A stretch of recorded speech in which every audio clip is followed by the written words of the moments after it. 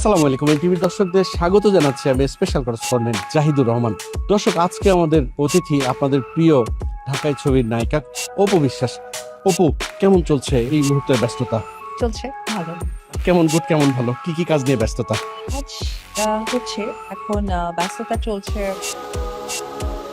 Endorsement, photoshoot, movie নিয়ে planning চলছে, but right now share করতে চাচ্ছি না। মুভির বাজারটা তো মনে হচ্ছে যে একটু দোদুল্যমান।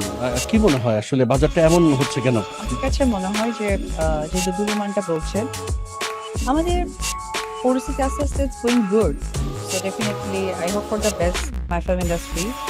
এটাও খুব সুন্দরভাবে সামনে এগিয়ে যাবে। তো অভ্যুত্থান হয়ে গেল, এটাকে কি চোখে দেখছেন? ভালো। আব্রাহামের কথা একটু শুনতে চাই। আমার সন্তান ভালো আছে, দোয়া করবেন ওর জন্য। দরদ দেখেছেন? আহ, দরজা আসলে একটু, যেহেতু ডিসেম্বর, সো এই সময় বাচ্চাদের এক্সাম চলে। আফটার আমি মাদার অলসো, সো বাচ্চার জন্য হয়তো বা সময়টা বের করতে পারিনি। দরদ নিয়ে কেমন বুঝছেন, কেমন সাড়া পেল দরদ?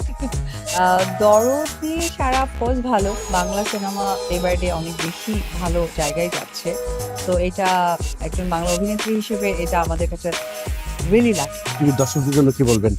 বরাবরের মতো এনটিভি দর্শকদের জন্য আমার অনেক শুভেচ্ছা এবং শুভকামনা। আমাদের বাংলা ইন্ডাস্ট্রি মানুষকে অলওয়েজ খুব গুড রিপ্রেজেন্ট করে, এটা তাদের সবচেয়ে ইম্পর্টেন্ট একটা নোট আমি বলবো। So thank you everyone and thank you NTV. দর্শক, এতক্ষণ আমাদের সঙ্গে ছিলেন ঢাকাই ছবির নায়িকা অপু বিশ্বাস। নিশ্চয়ই আগামীতে নতুন কোনো অতিথি নিয়ে হাজির হবো আপনাদের সামনে। ততক্ষণ পর্যন্ত